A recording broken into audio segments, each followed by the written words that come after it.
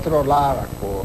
Então a gente observa na natureza, por exemplo, o verde, mas o verde tem tanta nuances, tanta diferença de um para o outro, que as pessoas veem, mas em geral se diz não enxergam.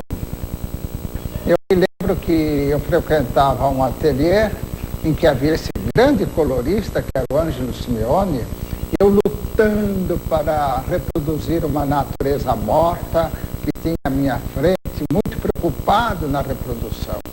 E ele chegou e me disse: por que é que você se preocupa tanto em reproduzir isso como falar?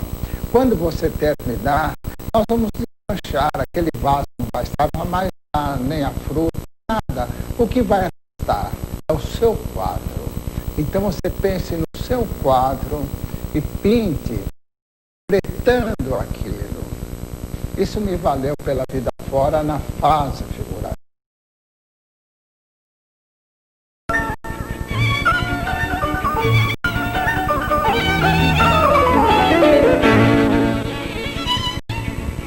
Aqui já é o início da fase geométrica, né? São casas interpretadas de uma forma bem geométrica, como essa natureza morta também, né? Aqui está a figuração ainda, não tinha me libertado totalmente do assunto descritivo, que é a paisagem, a figura, a natureza morta, né? Aqui, por exemplo, são barcos, mas mastros, mas de uma forma muito sintetizada, né? Então aqui a coisa já se liberta muito.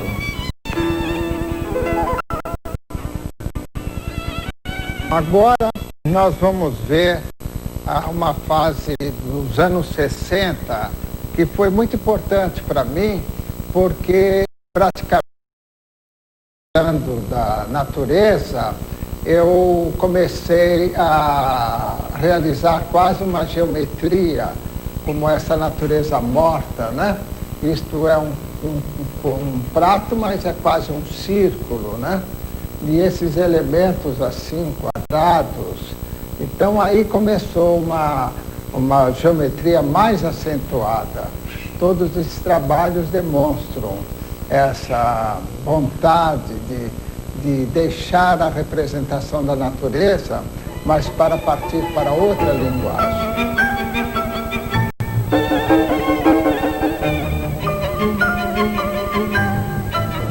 Depois dessa fase é que iniciei totalmente a abstração e com uma pintura com matéria, em que nessa época a procura era mais da matéria e não propriamente da cor. Esse quadro é da fase de grafismo. Chamavam de grafismo porque há essas incisões, sabe, nos quadros dessa época. Isso tudo são incisões, como se fosse um grafismo, um risco de giz ou de lápis, né? Então isso acrescentava na composição.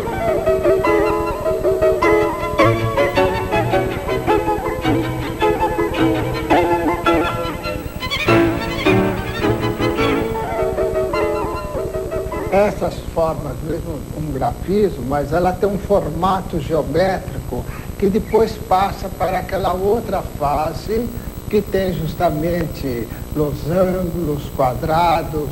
Então há uma ligação de uma fase para outra que pode-se dizer que o artista dá 2 passos para frente e um para trás, para ele se valer do que ele fez e acrescentar nos novos trabalhos dele. Essas formas, no livro do crítico Paulo Mendes de Almeida, ele chamava essa fase de balé das formas, como se fossem formas que tivessem se movimentando. Em geral, trabalho sempre 8, 10 anos em cada face.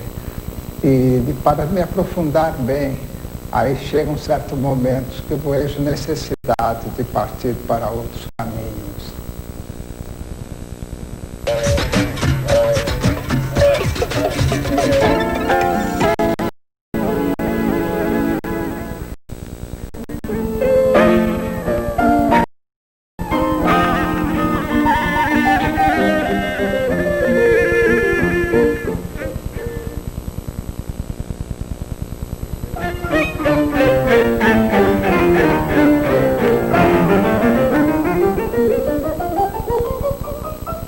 Esta é a fase geométrica.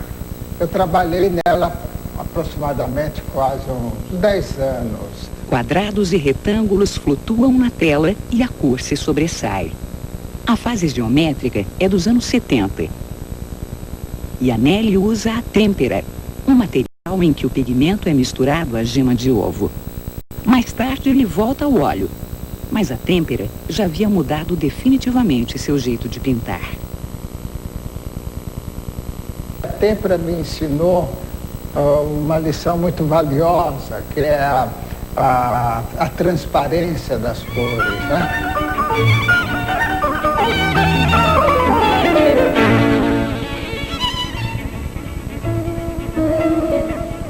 Esses trabalhos representam praticamente a última fase. É a fase da vibração da cor, né? E para mim é uma das mais difíceis que eu enfrentei até hoje. Porque apesar de aparentar uma certa simplicidade no trabalho, ele é muito mais difícil.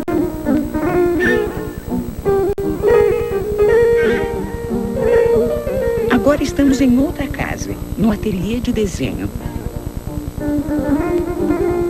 Daqui é que nasce o quadro, no estudo a pastel.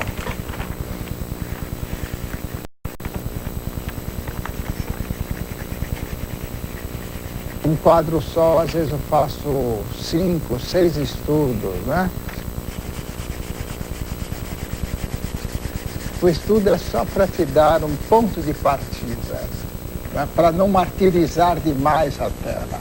Começar, tenta uma coisa, não dá outra. Aqui, mais ou menos, eu tenho os elementos que eu preciso para realizar o trabalho. É como se um escritor fizesse anotações do que ele está vendo para depois fazer o texto. Se você me perguntar, por exemplo, como é que consegue certas cores, eu não saberia responder quais as cores que eu misturei para conseguir essa. Então é uma coisa tão instintiva, porque se eu soubesse que eu iria misturar uma porcentagem de vermelho com uma porcentagem de azul, uma porcentagem, eu teria determinada cor, seria uma receita. Aí ficaria sempre igual.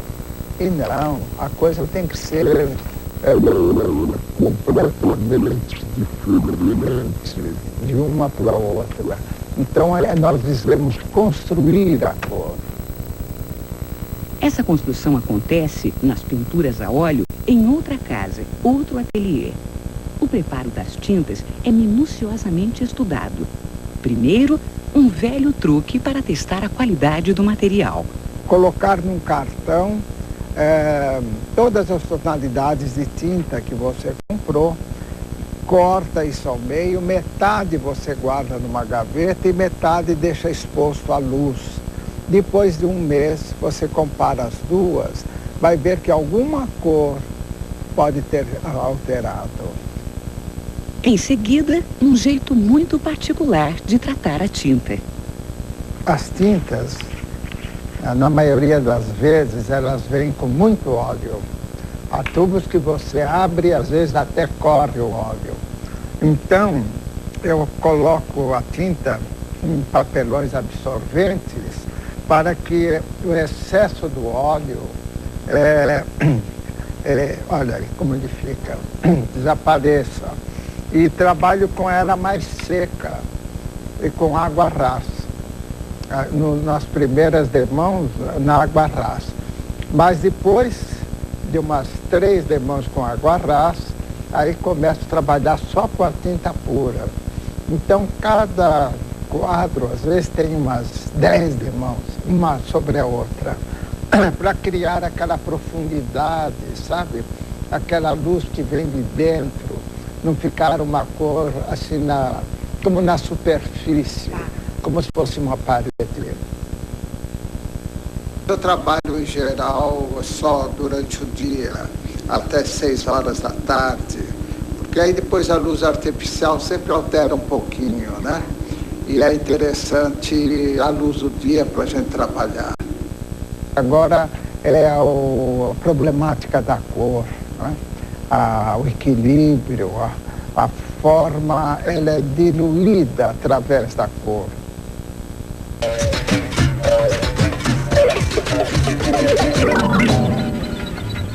Turismo.